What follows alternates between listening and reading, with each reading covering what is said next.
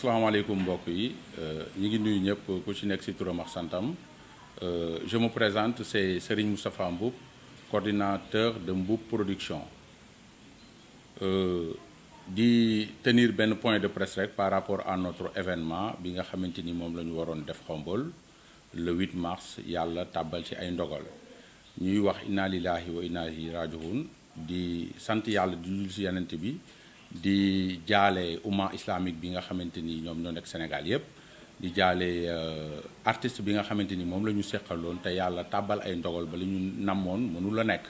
muy Wally Ballago Seck ñu signé woon ak moom un contrat en bonne et due forme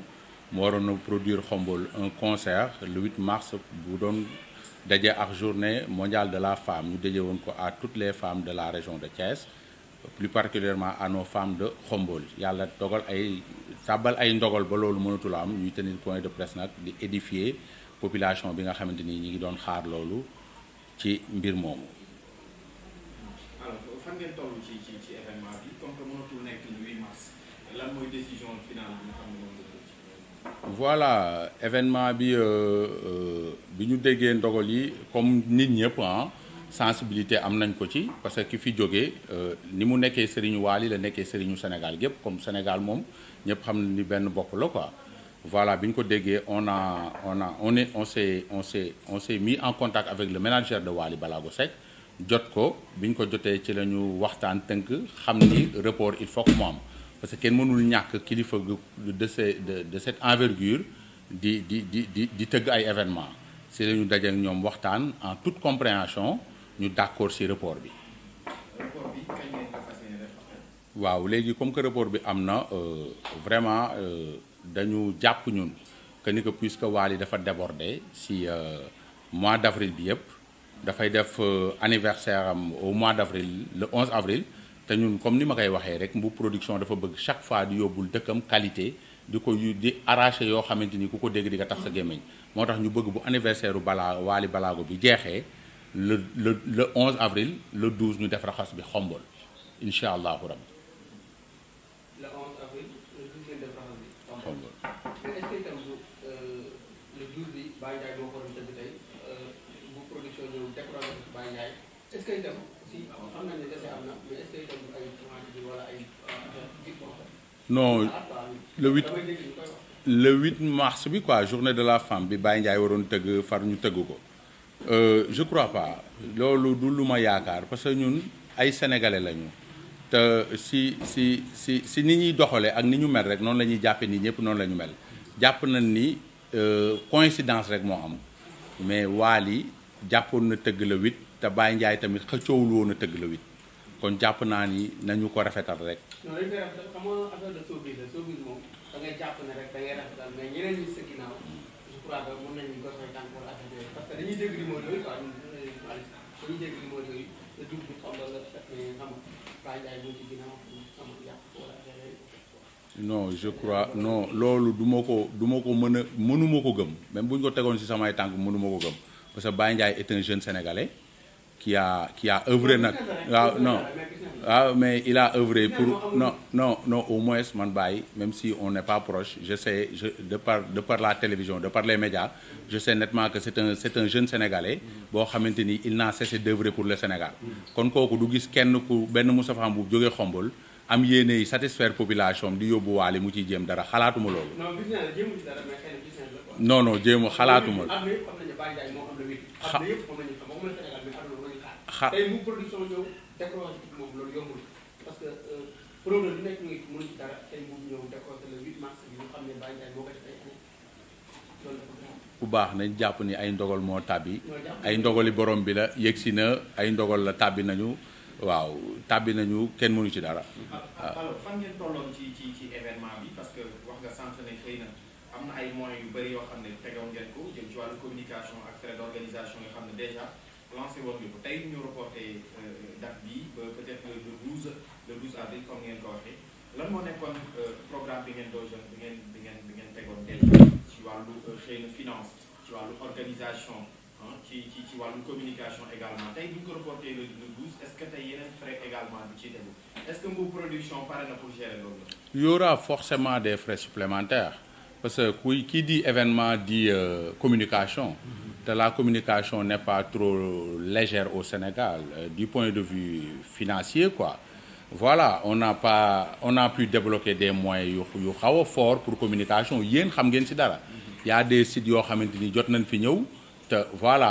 c'est la communication. yow jot nga audio bi daw ci télé yi bi daw ci rajo yi di moins loolu tamit c'est la communication mais comme que ay ndogal tàbbi na te dañu jóg pour suñu dëkk bu méttee nii boo dawee rek li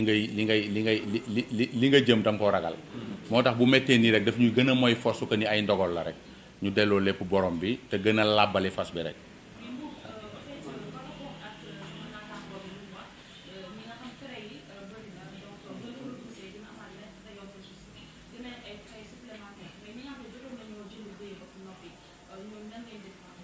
waaw ñooñu du ñu am benn problème ak ñoom parce que jotuñu sax ñun jaay billet ñun par réservation lañ doon def pour plus de prudence par réservation lañ doon def te ñi jot a réserver billet jotuñu joxe xaalis am na nag ay autorités yoo xamante ni ñi ngi ci dëkk bi vraiment am na lu ñu leen réserver woon comme des tables te ñi nga xamante ni jot nañ ko ci fay seen ay tables ma nga leen di xaar ba tey waaw kon boobu côté moom yaakaar naa amuñu ci problème quoi. Maintenant, comme report am na pourquoi le choix reste figé sur Wally Seck bu production mënuñu dénicher beneen artiste mu ñëw couvrir ko wala yéen aussi vous compatissez au décès. waaw mënoo leen jël beneen artiste mu report. waaw on compatit sérieusement on compatit au décès parce que nous sommes des Sénégalais lépp lu fi metti kii day metti kële. Premier aspect bi mooy on compatit au décès loolu mooy premier aspect bi même bu fekkoon ni Wally waruñu tëgg lu toll noonu dal ci moom keneen waroon ko tëgg mën nañu def report ndax ay nit lañu te am nañu sensibilité boobu quoi voilà. alors lan ngeen di préparer pour le 12 lan mooy amélioration bi est-ce que événement bi le 8 bi xëy na amoon na lu des te ngeen fas yéene ko compléter pour le 12 lan la bu production fas yéene jox public ko Khombole pour le 12 avril. non le 8 moom tout était fin prêt. puisque dañuy reculer pour mieux sauter moom dañuy yokk xar mi karaw rek puisque c'est pour Khombole lu ñu ci def du doy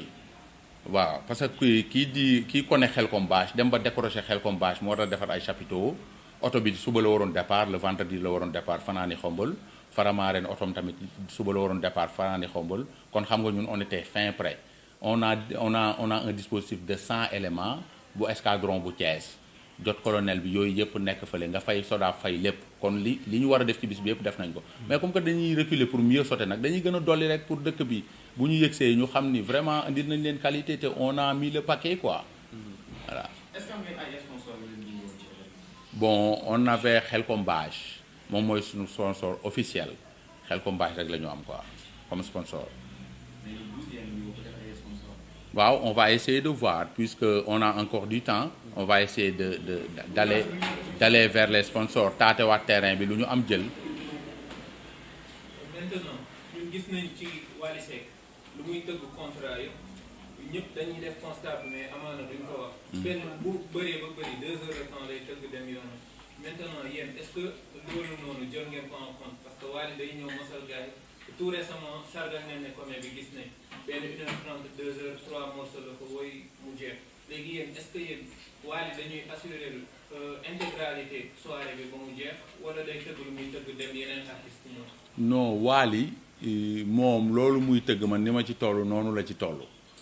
li tëwoon ñëpp yaakaar naa ni daf ñuy yomb ndax ki koy tëgg Khombole la dëkk ma jox leen benn scoop Wally Seck est de Khombole ay maamam Khombole la ñu dëkk te loolu dafa feeñ ba feeñ ci bañ koy indi Khombole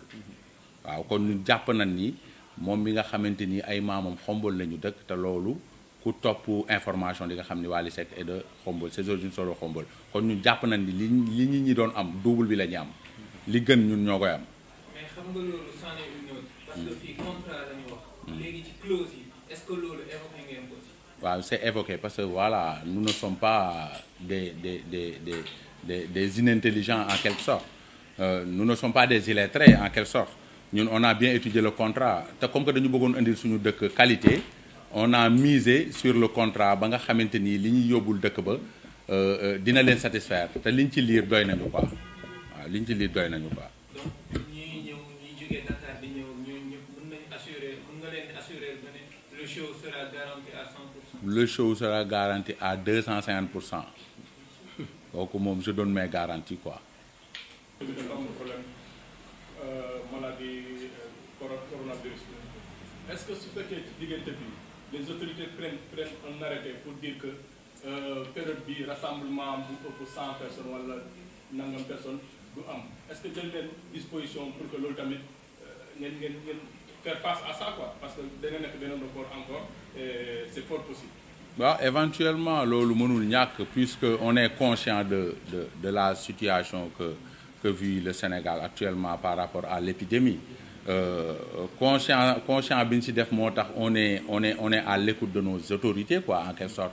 On a un ministre de tutelle boo xamante ni lépp lu ci war moom moo koy génne te lépp loo xamante ni rek décidé nañ ko mu jóge ci kaw dañ ciy ànd parce que nous sommes des citoyens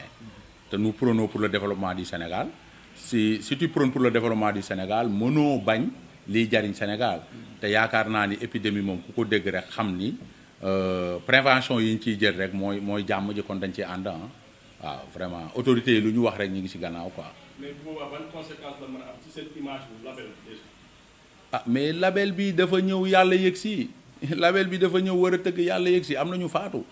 kon kooku label bi na amul benn image bu muy impacté ci label bi label bi dafa bëgg rek yàlla teg ay ndogalam ay ndogal mooy ñëw ndogal feebar ndogal la avant une semaine ci ginnaaw boo mënoo woon jàpp ni Sénégal coronavirus dina fi dugg kon loolu c'est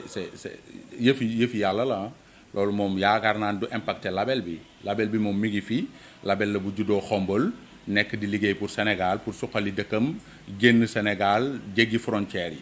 voilà suqali lépp loo xamante ni mi ngi Sénégal te doxul label bi vraiment licence su bëreem sax mi ngi en cours pour sauver lamb ji sax mi ngi ci suñu xel kon ñun on recule pas on est là on est venu pour vraiment marquer nos empreintes ci Sénégal ci côté culture ci bépp fànn nag waaw. en fait label bi dafa mel ni en fait premier événement moo nekk nii tey mu am ay trop ni nga ko jàngatee. non c'est son deuxième événement on a commencé par Kéba Seck la ñu indi Xombol Kéba s'est produit à Xombol le jour de la Tabaski mu def toole boo xamante ni moo ñu gënoon mayaat envie sax ñu dàbbaliwaat ko balaa ñi ñi di fàtte loolu. Kéba Seck on avait Kéba Seck. mais loolu kenn yóbbu amul buzz. si on avait Kéba. on on avait Kéba Seck et puis jàll na ci télé yi jàll ci rajo yi et puis voilà c'est ñaatam ba ki avait moom moo amoon microcentral kon loolu xam nga ni bu ñuy wax waxu buzz microcentral bu ñaatam ba yore moom xam nga buzz foofu la yem quoi voilà. kon rendez-vous le 12 avril. Rendez-vous le 12 avril incha allah au stade municipal de Khombole avec Wally Balago Seck ñuy ñaan yàlla rek yàlla yóbbu ñu ci jàmm ñu def ko ci jàmm kenn bañ a manqué Sénégal jàmm yàgg fi ñuy pëtëxal rek